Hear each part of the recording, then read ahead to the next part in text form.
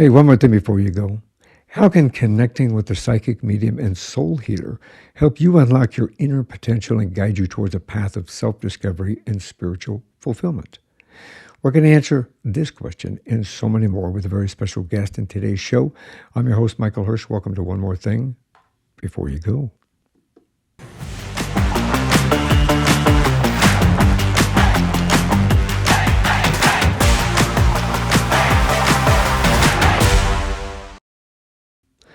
My guest in this episode is Janet Romanowski. She's also known as Sunshine.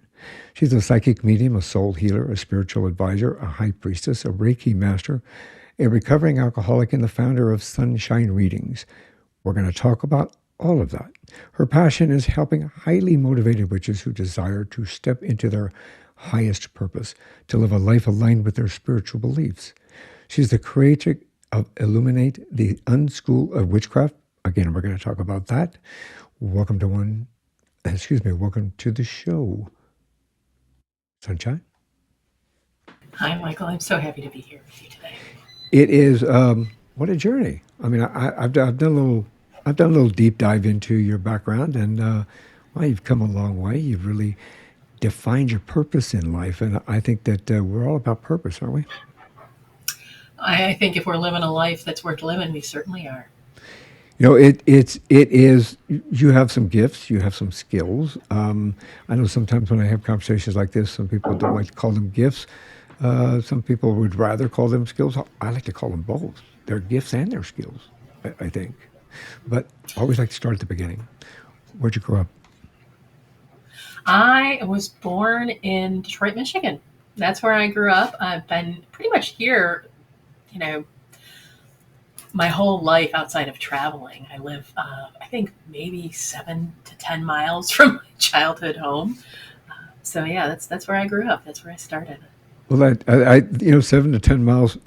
I'm about 800 miles from my home, so 7 to 10 miles works. Do you have any? What were your parents like? Do you have any siblings? Have any brothers, sisters? Yeah, I do. I have an older brother. He's actually a half brother. He's 5 years older than me. Um, and, we have a very interesting relationship. I have my mother and my father. They celebrate this year. They'll be 46 years married. Wow. Yeah, yeah. And, it's interesting. I just wrote whether I send it. I've been no contact with my parents for a while, and whether or not I send this letter that I just wrote my mom yesterday, I don't know. But I probably would have preferred if they would have divorced a long time ago. As an individual that grew up in a dysfunctional family, and one that grew up with that environment, I agree. Sometimes it's better that you can live life apart, and I worked domestic violence for about 5 years in specific during my career. We worked at a domestic violence task force that was not that any is good, and not saying there's domestic violence in yours, but you see the dysfunction in families, and the fact that hey, sometimes it just doesn't work out. Sometimes. Yeah, my father. We were talking a little bit beforehand, but my father, is an alcoholic, and my mother, though not, she was a codependent. I mean, she is all the definitions of a codependent. Protects him, hides it, all of that kind of good stuff. But the reality is if there's one, set of individuals that you can't really hide it from, it's the ones that live in the house with you. And so my Yeah. brother and I witnessed a lot of things that I wish we never would have had. As an adult now, and I don't have children for all of the reasons that I'm kind of describing, right? Yeah. Dysfunctional household. But I just look back and I have a lot of compassion for, little Jen, my, brother growing up, and even my mother, and not knowing and understanding how to get out of a situation like that. Yeah, that's compassion and empathy. I think are a valuable asset within our Mm. souls when we have a better understanding of circumstances. And understanding why they're there and who they are. Because having a better understanding, I think, and some of this we're going to talk about here because you help people get clarity. You help people get authenticity within themselves. At least from what I've learned about you, you help people have a better understanding of things. And I think, even with my circumstance, it took me 40 years to really understand fully, why my parents were the way they were and why my father was an alcoholic. And as a child, they didn't talk about that kind of stuff. And I grew up in I know you did as well. I grew up in a Catholic environment, and during that Catholic environment, there are certain things that some things you just don't talk about. Oh God. Kind of a thing. Yeah, like I literally, I've said this. I've said our family, and my niece moved in with me last year. She just turned 19, and I've shared a lot of this with her. I'm like, the family has just spent generations sweeping things under the rug, just generations of it, just pretending like it doesn't exist, and somehow that makes it better. I learned a term about a year and a half ago, which really made a lot of sense to me: intergenerational trauma. Yep. I had a conversation with this individual, and he started talking about intergenerational trauma, and I went, "Wow, that makes a lot of sense." When you start thinking back of how many generations back some things go within our families, and how they continue to carry forward until somebody puts a stop to it, kind of a Yep. situation. And I think you've kind of done that a little bit in your life. I understand. I did it in mine. I think, from what I've learned about you, you've kind of done it in yours. Your journey with alcohol. You're a recovering alcoholic, and Yeah. and I Oh think yeah. your compassion in that arena, I think, helps you along your spiritual journey, and in turn helps us going through the kind of the same thing. I think you've got. I know that one of your I won't say classes, but one of your let me try that in English. One of your services, is, I know, helping people through that environment within itself. So, and again, we'll talk about that a little bit. If you don't mind, can we delve a little bit into? I know that coming from a Catholic environment, I know that I always grew up in that situation where they kind of went, you can't believe in spirits, you can't believe in ghosts, you can't believe in life after death, you can't believe in angels talking to you because only certain people within the religious faction are allowed to talk to angels and things like that. And obviously, I'm not a practicing Catholic, as you probably figured out. But it coming from that background. At what point in your life did you understand maybe you had some gifts or had some of these skills that you had developed? Yeah. Um, it's interesting. My grandmother, who is on the other side of the veil now and has been since I was 19, though a devout Catholic, she talked to the angels. To your point, she was a medium in her own regards, what referred to it as, and a psychic. And I believe that it runs, these gifts run throughout like family and generational lines, a lot. Though I believe everyone has them, it runs stronger through some families. And so I was probably around the age of maybe about 12 where I started to be really curious about it and started listening to her, and started listening to the stories about what she was doing. And my curiosity made me wonder if I could do it myself. Um, and though I wasn't like actively using them or anything at that point, that was really where I started to desire to explore them. But there was an incident that probably was the catalyst to that, and that was, speaking, Michael, about being a Catholic. Not only was I raised Catholic, I went to Catholic school 13 years of my life. I was raised in a Catholic house, in a Catholic school, You and got a I heavy was a 11. heavy dose. Oh, heavy dose. And I was 11 years old, and I was a Girl Scouts for like, I don't know, I think 7 years of my childhood growing up. But I was a Girl Scout at a different parish.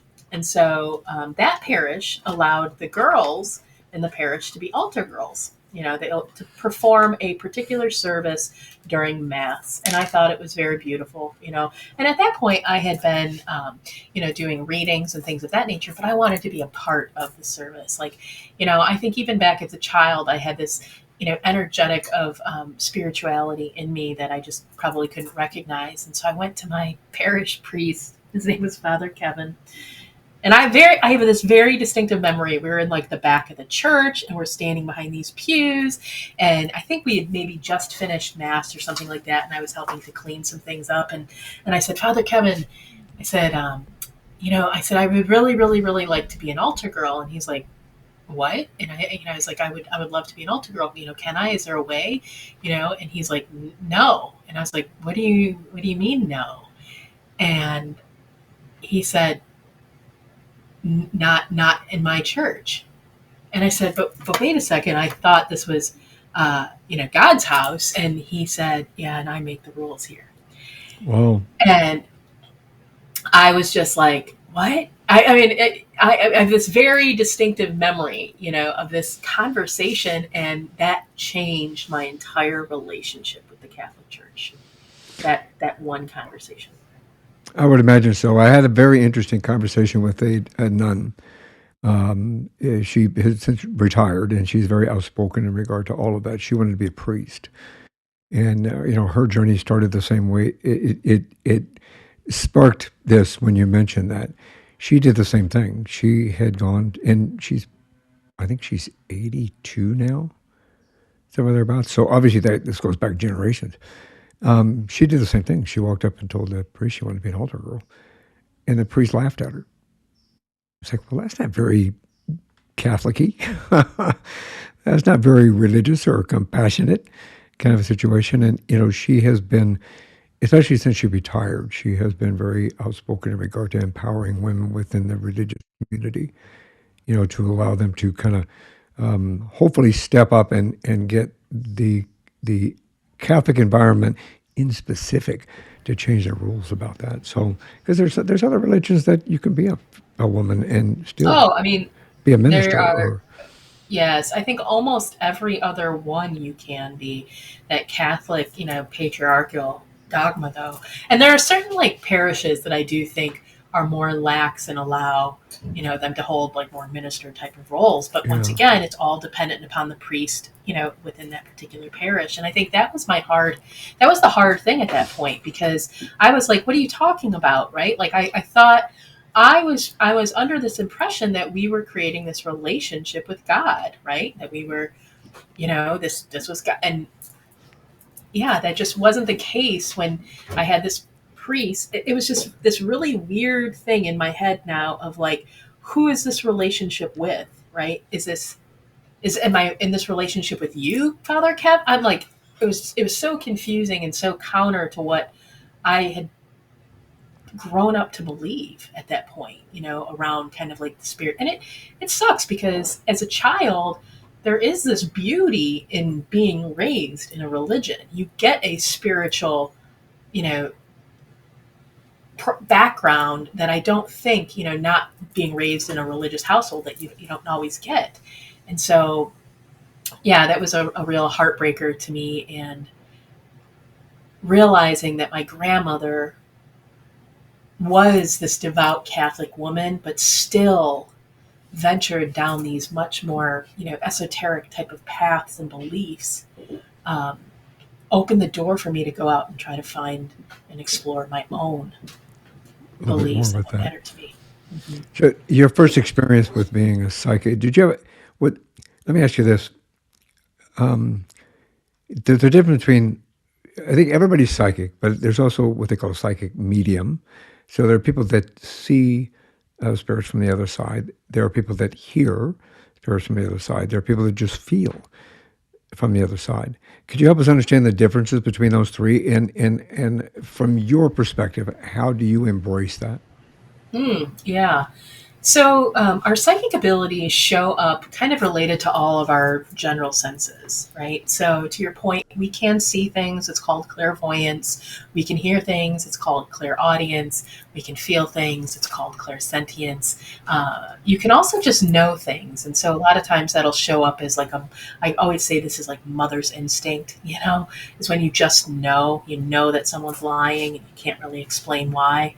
Um, and so all of these things can be used in order to connect to spirits on the other side. All of these beautiful gifts. There's also gifts that are associated to smell and taste. Those ones are often only going to be like hit or tapped when you are connecting to spirit on the other side. And, so yes, every a medium is an individual that's going to be able to connect to other energies on the other side of the veil. So this could be loved ones, this could be angels, this could be spirit guides, spirit animals, whatever that may be, multi-dimensional beings, uh, all sorts. And every single medium is going to be using their psychic abilities in order to do that. Not every psychic, though, has a desire to connect to the energies on the other side of the veil. Um, so that to me is the big difference, and kind of how I share that. And as far as like me, I am able to engage in all of the above. I do consider myself a psychic medium. Depending upon the question is what will kind of be fired up the most. Right? What question, what I'm exploring, whether I'm trying to actually actively connect to somebody on the other side. But I will engage all of those senses depending upon what I'm trying to explore. From that perspective, I remember we used to watch. My wife and I used to watch. And I'm probably going to forget this. I don't remember the woman's name. She's a New York psychic. They did The Long Island medium. yeah, that one. Where she'd be walking through the grocery store, and all of a sudden, she'd walk up to somebody and say, "Hey, your grandfather's standing next to you, and got this, this, and this, and this," which I thought was like, what an interesting way to introduce yourself to somebody. Totally counter to me. I'm not to me that's dangerous. That's my personal belief. It's a dangerous thing to do. Yeah, it's kind of like, excuse me. I can't even imagine the response. I mean, it's television too, so there's this. I'm sure some of it was set up. Yeah, there's always this thought in my head that 90% of it was probably played. Yeah, what said she once asked, "I see somebody over there," and then the production assistant would run over and say, "Hey, that's the so and so. You're going to go over there and can we get you on TV?" That's what I'm going to guess. You also mentioned, when I mentioned earlier when we were talking about in your introduction and your background and where you come from. I know that you mentioned soul healing. Help us understand, if you will, please. I know that I believe in a soul. I believe our soul carries forward. I believe that we, at least from my perspective, I believe that we carry past lives in little bits and pieces of what we have done in our past, and we have those connections, the deja vu type stuff. I think I've known my wife in another life. To me, when I first met her, it was just there. I was like, yeah, I know her, and we should be together, and this kind of a thing. It, I guess the question in regard to that in totality would be, sometimes we bring with us things from our past that are detrimental to us in this lifetime, that either are here to teach a lesson to us or help us understand something, or how does soul healing work, I guess would be a more specific question based on everything I just said. That's a long way to get around to that question, wasn't it? Mm-hmm. Yeah, I mean, how does it work? The very first thing is you have to have that assumption that you made, right? So you have to have this belief in the soul, and you have to have the belief that that soul is going to be able to carry through for you through multiple lifetimes. If you don't have that assumption, then it's really irrelevant, and it's not really going to matter to you. But I do. I have this belief that, every single one of us, we do have a soul. It has been with us throughout many, many lifetimes. For some of us, it's been a handful of lifetimes. For others, it's been hundreds of lifetimes. And so often what I find is when people sit down with a psychic, there's three big areas that they potentially want to go into. And it's love and relationship, money and career, and then health. And I break health down into mind, body, and spirit. And I explain that spirit is often going to manifest itself, its spiritual health needs around things like it could be addictions, it could be patterns that you have been trying to break or change within your life that maybe you've not been able to, unexplained fears, paranoias, maybe connections to the same type of people that you've been trying to navigate with, relationships that you're trying to get out with. It's kind of these patterns of feeling stagnant or stuck. And so what I will do at those particular instances is I will go into what is referred to as the Akashic record of that soul. So there is this esoteric belief that every single soul has a etherically written record of its past, present, and future. I kind of consider this your big old choose your own adventure book for your soul. And what I will do is, depending upon what that particular situation is that we're going to be exploring, is I'll ask for the story within that book, within the Akashic records, that helped this manifest in their life today. So, for example, I had a client many moons ago who came to me with an unexplained fear of crossing bridges. It was so bad that they would literally, if they knew they had to take a road trip, they would plan the path of travel to avoid any major bridges. So there was times that a trip that would take this individual an hour and a half or two, it was going to take him 4 to 5 because he had to go around bridges. Wow. So yeah, it was pretty extensive. And I mean, it impacted him in heights, all sorts of various different things.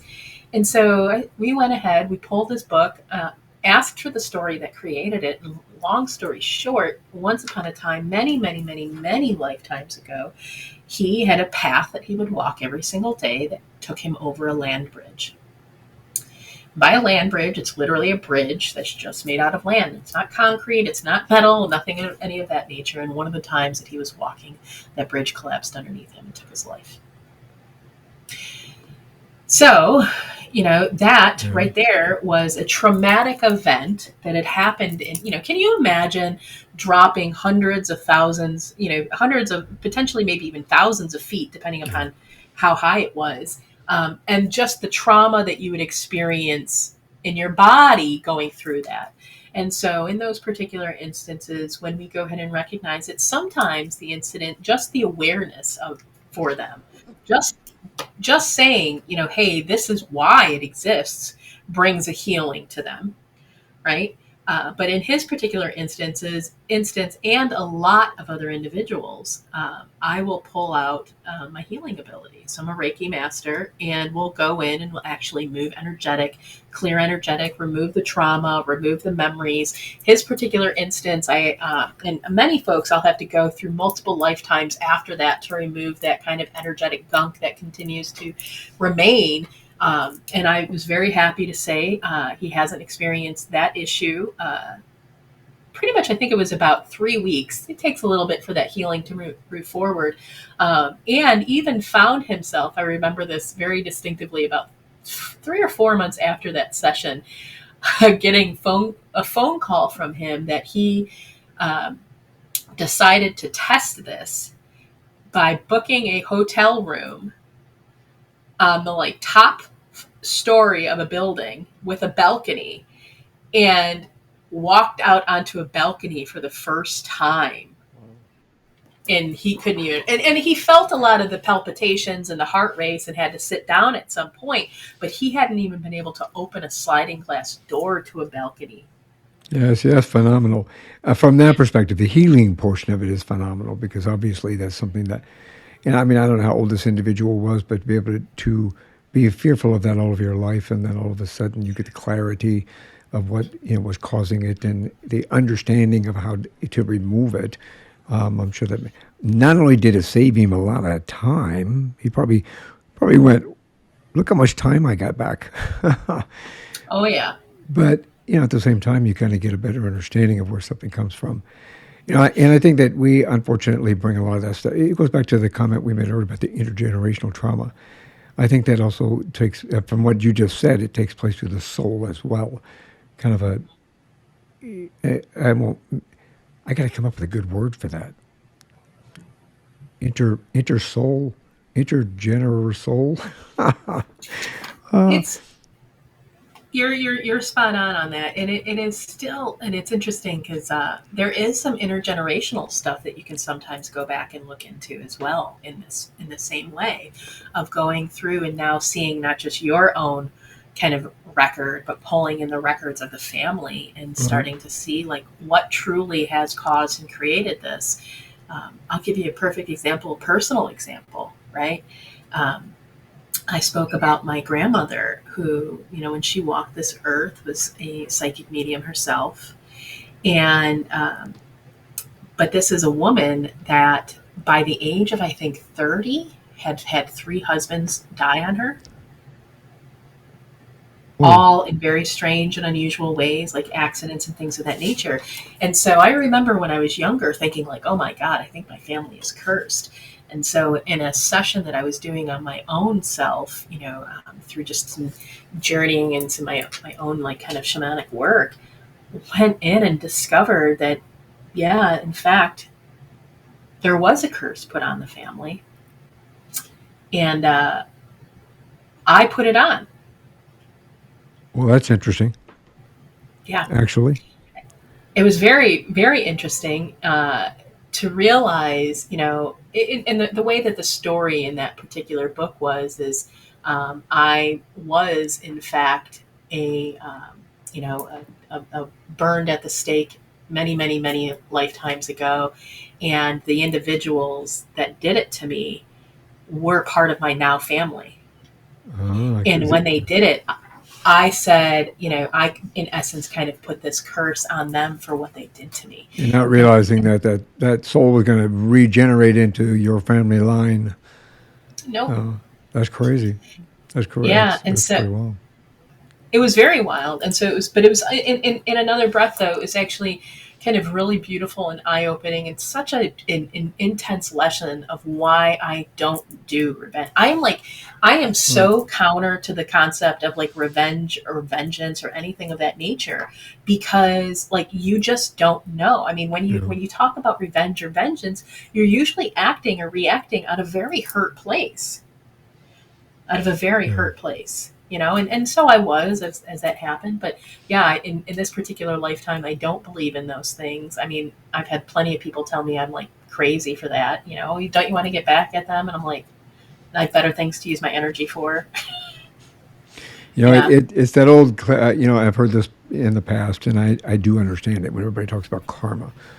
And, karma, they say sometimes if you wish bad karma on somebody, you don't know that bad karma is going to swing back around and hit you right in the butt,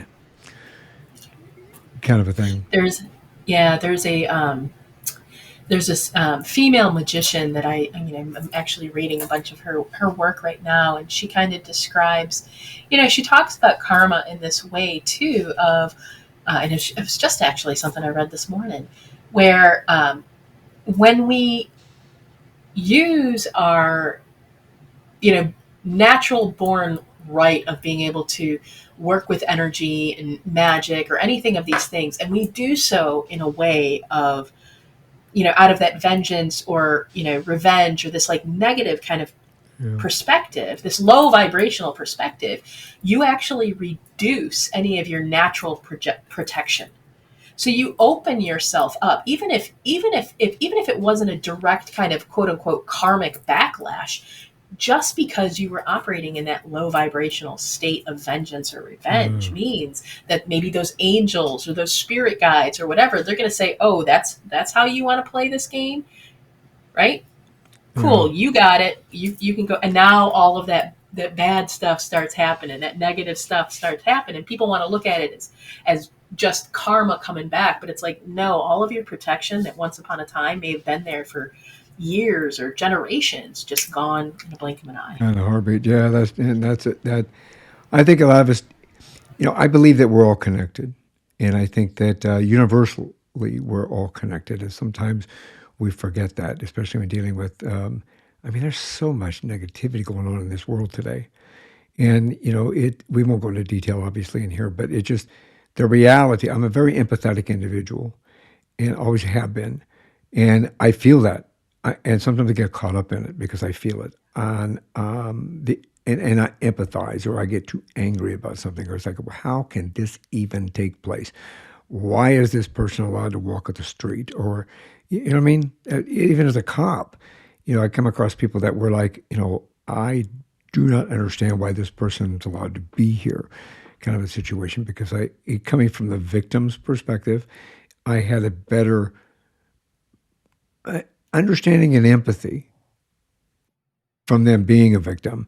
And it made me angry that this person was able to get away with it when they did, if that makes sense. It took me a long time to kind of level things out and kind of get to a better point in my life where, yes, I still, especially in today's environment, I still unfortunately slip under that a little bit and kind of get caught up in the getting angry, getting a little upset about what's going on, but a little frustrated about what's going on and things like that. But I always end up feeling it. I mean, I've got rheumatoid arthritis, so I get inflamed. My joints start hurting. I feel like crap. I got to put my feet up. So that's just to validate what you were saying. Sometimes when you put the negativity out, it comes back to you and you don't realize it. It can maybe come back in a different way. For me, it comes back in inflammation and it comes back in pain. So then my joints hurt, my knees hurt, my hands hurt, my neck hurts, kind of a thing. And then I got to sit there and meditate for a while. Yeah, our it's incredible how much our immune system, is there to protect us in ways that it's beyond just the actual physical body, Yeah, it's crazy. right?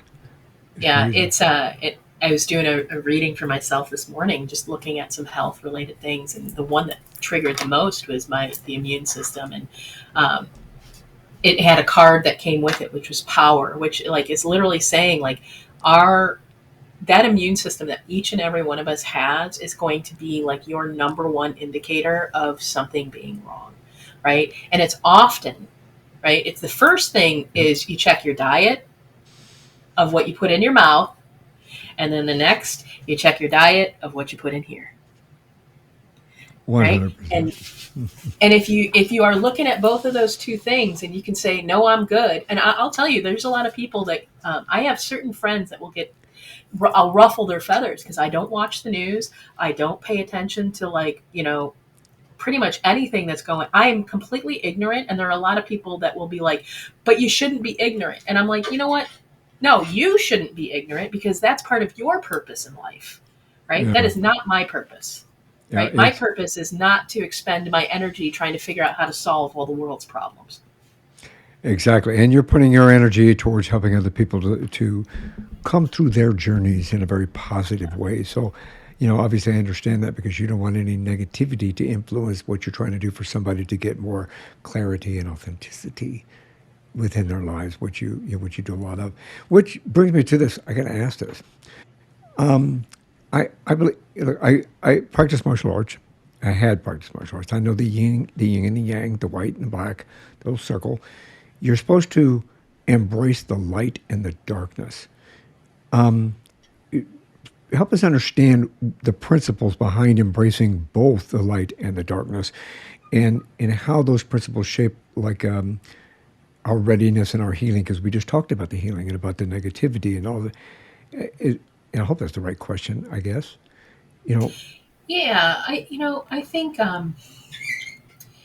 it's a I wish that I had just a really easy and a clear answer to this, but I'm gonna explain. Like if we look at, if any of your listeners understand the universal laws, there is the universal law of duality, right? And so if duality, meaning there is always, if there is good there is bad, if there is light there is dark, if there is happiness there has to be sadness. And when we want to divide that or draw a line down there and say, you know what, I'm not going to look at the dark, I'm not going to look at the sadness, I'm not going to look at the bad, right? This ignorance means that we're living in this like kind of delusional life that like things aren't shitty.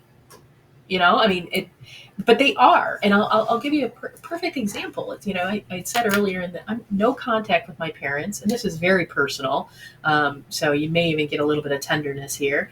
Um, and a week and a half ago, my mother, who I love very dearly, but who is married to an alcoholic abuser, um, had two sisters that passed on the same day. On the same day. Yeah, wow. And I was really busy, kind of after it happened. And yesterday was the first day that I had this wave of grief kind of like set in over me. And this wasn't just grief around the passing of my aunts, this was also grief around not being able to feel like I had the capacity to be there for my mother, and it was hard. It was, I had tears most of the day, these waves of emotion that would hit me. My partner, he had to leave for work, but he was able to spend the morning, and I just like laid on him crying. That's embracing the darkness, right? Embracing the darkness doesn't mean going down a path of evil or malicious or anything of that nature. It's embracing these things that are uncomfortable, these things that are, you know, um, not of a light and love type of nature. They're like these true pieces of ourselves that if we don't step into them, acknowledge them, recognize them, and allow them to have the space that they need to have, right? Then they have the potential to sneak up on us, create addictions, create suffering, right? In my personal experience as a recovering alcoholic, the moment that I was able to start stepping in and feeling those things and allowing them to be, the level of joy and happiness and love and peace I have found in my life otherwise cannot even be explained. No, I do understand that. I think that, I agree with you. I think that we, especially coming from the environment that I did, including my job, working the streets as I did, you embracing that side of it. I'm glad. I'm really happy you explained it that way, because I think that a lot of people do think when you say the dark and the light, that the dark side means going out and robbing a liquor store and, or the bank or whatever the case may be, or beating people up. But it doesn't have to be that way. The dark can also be the loss, or a loss of a connection, loss of the human connection with our family. I hadn't spoken to my mother before she died. I mean, we just barely started reconnecting our relationship when she passed away. And, it took me a little bit to really come to grips with that, because when I called the hospital, to talk with her, long story, won't go into, but my brother didn't tell my sister and I that she was in the hospital. So when another relative told us she was in the hospital, I called, and the nurse basically said, "I'm sorry, your mother passed away 20 minutes ago."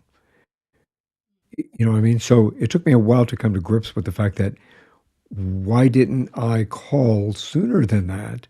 I mean, I really went a little depressed for a little while. Then I was angry at myself for a little while. But once I got through all that, like you said, once it allowed myself to process it and go through it, I feel that everything happens for the reason that it happens. And I think the universe had the way of presenting the situation as it did. And when I had a better understanding about that, it allowed me to kind of come to grips a little better with what took place from that regard. Um, but yeah, it's. I'm sorry that you had to go through that. I'm sorry that your mother and her two sisters passed. You had two aunts, so you're still dealing with the lost connection with your mother, and the loss of two of your aunts.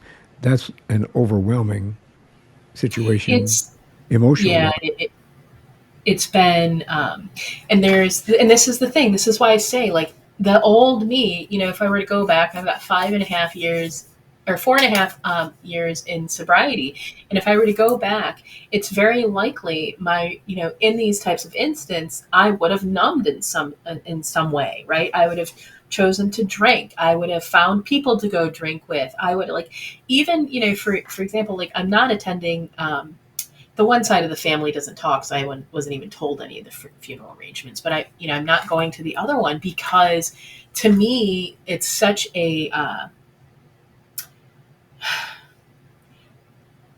it's a ripe playground for the avoidance of the emotion, right? Like my family historically avoids emotion or will go to such an extreme. Like my grandfather, when he passed, these women's father, when he passed, they had to call the cops at the funeral home.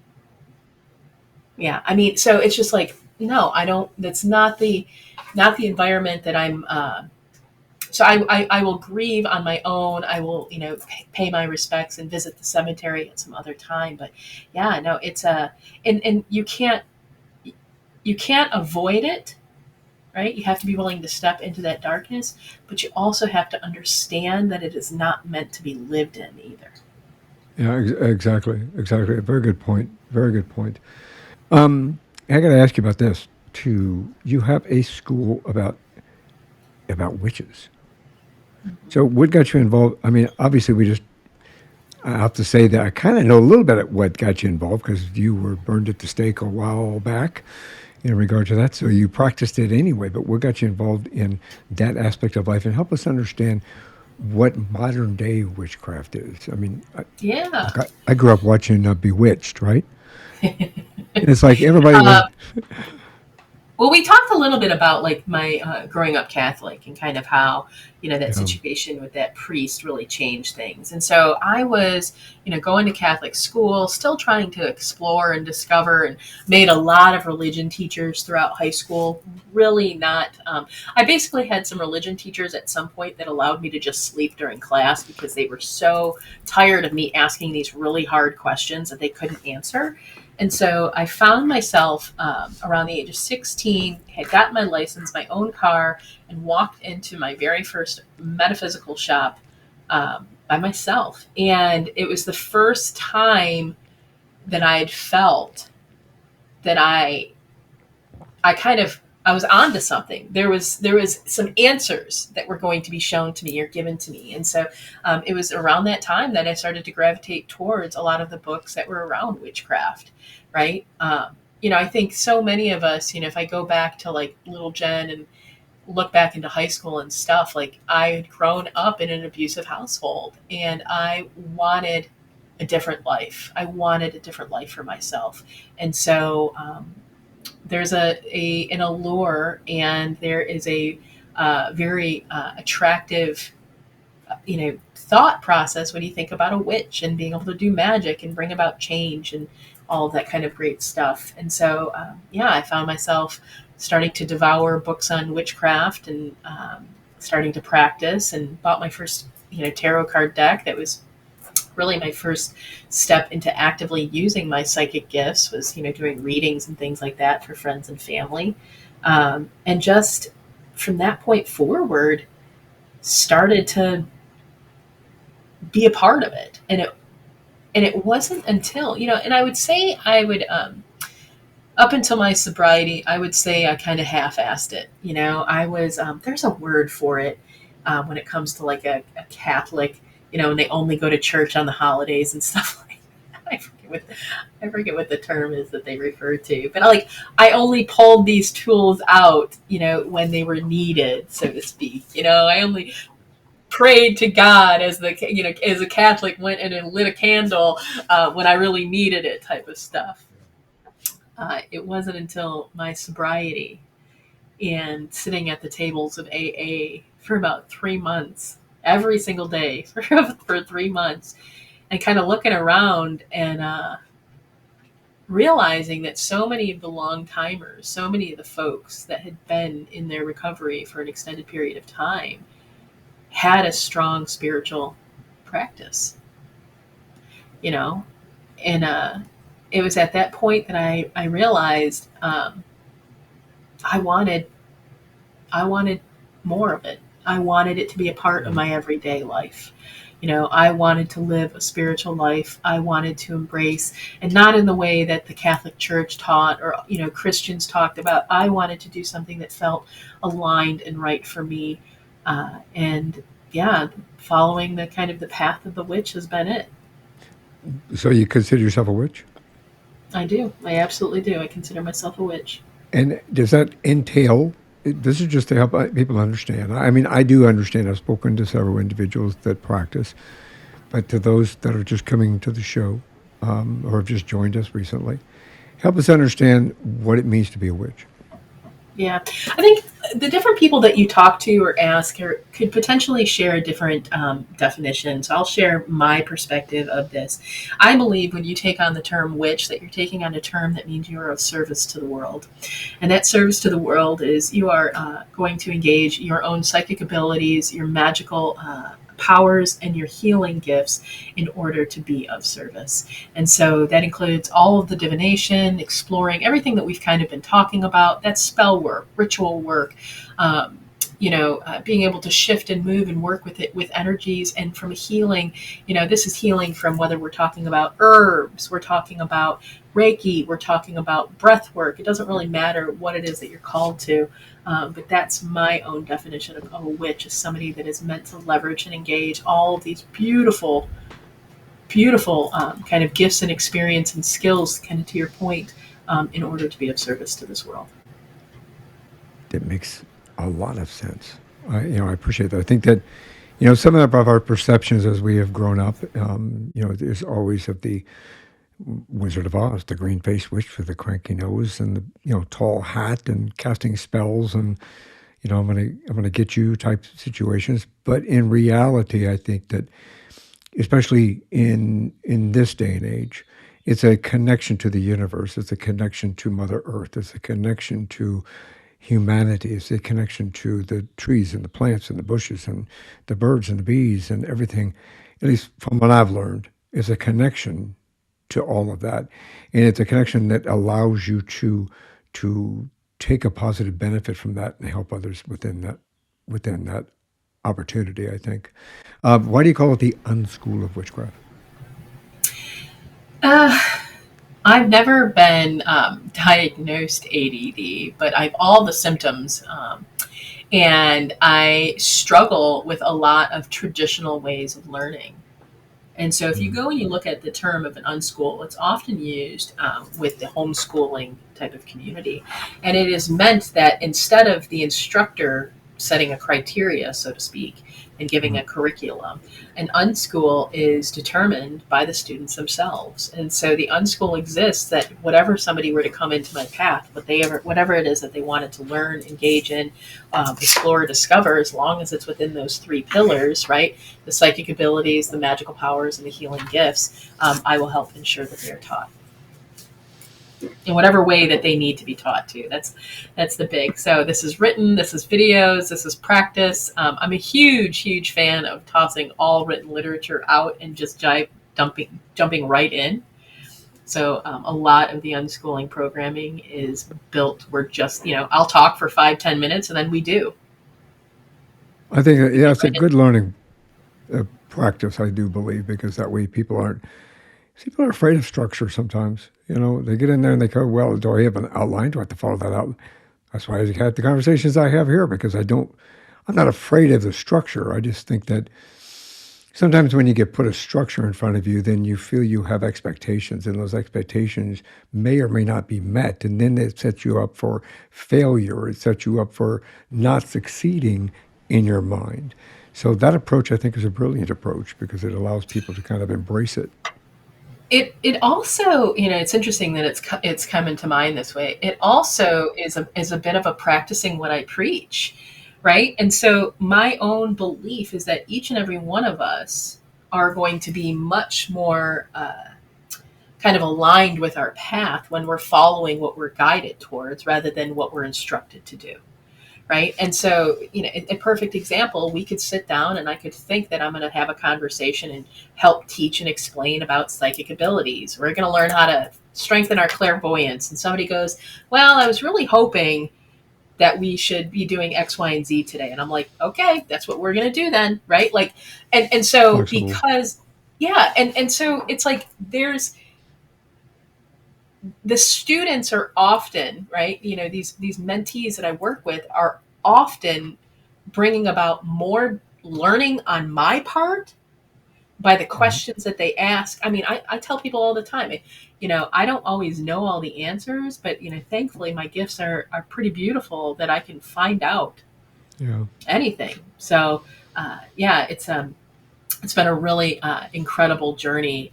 The Unschool's been live, I think, for over a year and a half.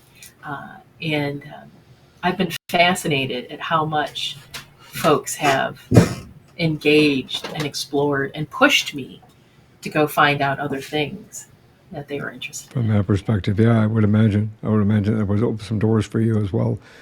Oh Um, yeah.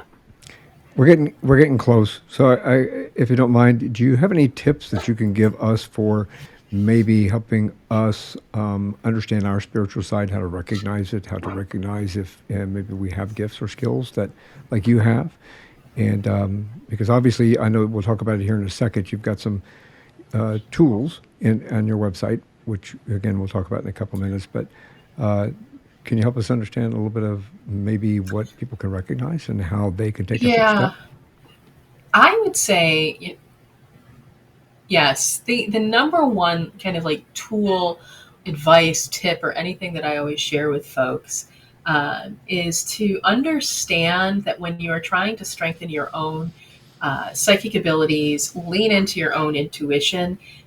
Your first response, like if you were to ask a question and say something like, I don't know, should I go cut the lawn today, right? Uh, and automatically, maybe you felt a sensation in your body, or you heard something, or you saw a picture, or something of that nature. Always trusting whatever the first response is, because the first response is literally your intuition. It's your psychic abilities. It's the divine speaking to you, your higher self giving you information. Your second thought is your ego creeping in. That's because our human self is not exactly there's a really great example of this. Our human self is not really good at the divine. So it'll always kind of challenge and say, nah, no, no, no, no, no, no, no. And it's going to always come from a place of trying to keep you as safe and as small as you kind of can be. Right. And so whatever your first, if you're going to start to try to follow your intuition, practice your psychic abilities, always ask whatever question is, do whatever the divination is that you're trying to do, and that first response. And if you can trust that, if you can just for 1 week, just act on that, uh, I would say by the end of that week, you should start to feel different, experience more synchronicities, like feel better, like overall energetically better, start to experience more synchronicities in your life. And by synchronicity, this can show up as things like angel numbers, um, you know, hearing things that, oh my God, I was just thinking about that. Um, and even dreams. Interesting. They're telling me see more showing up in your dreams that you wouldn't have before. Brilliant. That's amazing. I think that we all, like you said earlier, we all have it within ourselves. Sometimes we have to learn how to recognize it. And you have an opportunity for people to learn how to recognize it and how to get through things and how to overcome obstacles and challenges in their life utilizing some of these tools. Can you tell us how what they are and how to find you, please? Yeah, you can find me on my website, sunshinereadings.com. I always like to say that's the first place to go take a look, explore, get to know a little bit more about me and what the offers are. You're going to see up here on the screen a couple of them. I do offer mentorship, right? And so not only do we have the larger program, Illuminate the Unschool of Witchcraft, but I do offer the ability for folks just to sit down at individual and single sessions, because maybe you're just stuck on something, or you're uncertain of like how to handle or go about strengthening your skills. And so you just need, an hour's time to kind of catapult you into another place. That's one of the things. I often have a lot of people. I can't tell you how many times, Michael, I work fairs, and I offer a psychic ability analysis as well. And so a lot of times what I do is I'll have folks, when they want longer ones, they'll come in to this Curiosity Sparks Insight. Any question can be asked, but a lot of folks will go and explore it in that way. And so, I can do a full assessment and evaluate your strengths and all the psychic abilities that we've talked about, as well as give you the tips and tricks to continue to put them into use. And I'll tell you, there are a lot of folks that are out there, Michael, right now that have these gifts showing up to them, and it's causing them problems.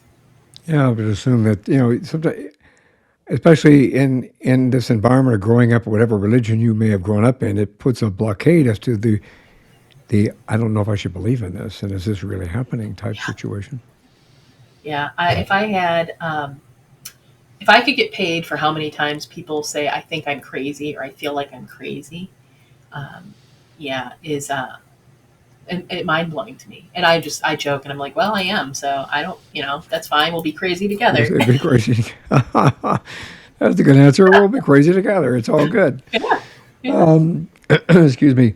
I'll make sure that the links are in the show notes so that everybody can find you very quickly and easily. There'll be a link there, and your Instagram is right here in front of us, Sunshine Readings, and so you can find that on Instagram as well. This is one more thing before you go. Do you have any words of wisdom you could share with everybody? I mean, you just said a little bit of tips, but do you have any words of wisdom? Yeah, a little bit of words of wisdom, just because it's come up a couple of times in the last few weeks as I've talked to new folks. And that is, if things don't feel right, or things feel off, especially people, places, or things, right? People, places, or things. You are hanging out with someone and it feels off. It feels, there's just something strange. You walk into a building, it feels off. Please know that it is your guides and it is your higher self telling you that there is something off, right? And that might mean that you need to pay attention, remove yourself from that relationship, remove yourself from that building, or even stop leveraging or using whatever that one thing is. This is a huge, huge thing. I've had a handful of folks that have come across in these situations, and often the next step that we have to talk about is the protection, because when they've put themselves in these situations over and over again where they shouldn't be, right? They, as I've kind of explained in the past, have lowered a lot of their natural protection, and they become ripe for some pretty nasty low vibrational energy. Yeah. It's a brilliant words of wisdom. I appreciate that. I think that everybody should take heart and believe in your intuition. Believe what whoever's tapping you on the shoulder and whispering in your ear. That gut feeling. Take it. Sunshine, thank you very much for sharing your wisdom with us today. Thank you much for sharing all of your knowledge. And we could talk for another hour, but I know that we can't, but maybe you can come back. I love that. Is a wonderful opportunity for people to, I think, take a step forward in a positive, especially if you are starting to, like you said earlier, you're starting to feel this little nudge, like you might have some gifts, you might have some skills, and you don't know where to go and what to do and how to take that next step. Sunshine Readings can help you take that next step. So Absolutely. Thank you for reaching out. Thank you for being on the show, and I really appreciate you very much. Thank you too, Michael. I appreciate being here. For everyone else out there, please, one more thing before you all go, have a great day. Have a great week, and thank you for listening and watching. Thanks for listening to this episode of One More Thing Before You Go. Check out our website at beforeyougopodcast.com. You can find us as well as subscribe to the program and rate us on your favorite podcast listening platform.